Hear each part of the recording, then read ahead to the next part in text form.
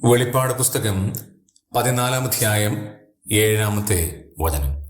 ദൈവത്തെ ഭയപ്പെട്ട് അവന് മഹത്വം കൊടുക്കുവിൻ, അവന്റെ ന്യായവിധിയുടെ നാഴിക വന്നിരിക്കുന്നു.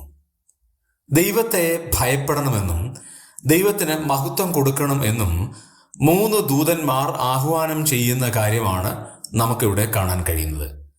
എന്നിട്ട് പറയുന്ന ഒരു പ്രധാനപ്പെട്ട കാര്യം, ദൈവത്തിൻ്റെ ന്യായവിധിയുടെ നാഴിക വന്നിരിക്കുന്നു.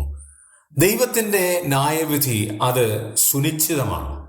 ഒരിക്കൽ മരിക്കുകയും പിന്നെ ന്യായവിധിയും ദൈവം മനുഷ്യർക്ക് നിയമിച്ചിരിക്കുന്നു എന്നാണ് എബ്രായ ലേഖനത്തിൽ നമ്മൾ വായിക്കുന്നത്.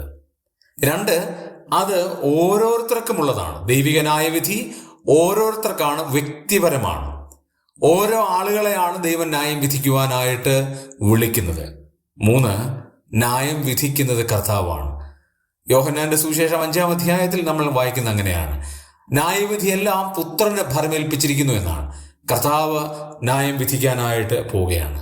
ആകയാൽ കർത്താവിൻ്റെ ന്യായവിധി അത്രയ്ക്ക് വലുതായതുകൊണ്ട് നാം ഈ ലോക ജീവിതത്തിൽ വളരെ വ്യക്തതയോടും ശുദ്ധതയോടും കൂടെ നമുക്ക് ജീവിക്കാം. ദൈവത്തിന് പ്രസാദമായി ജീവിക്കാം. ദൈവം അതിന് നമ്മെ സഹായിക്കുമാറാകട്ടെ.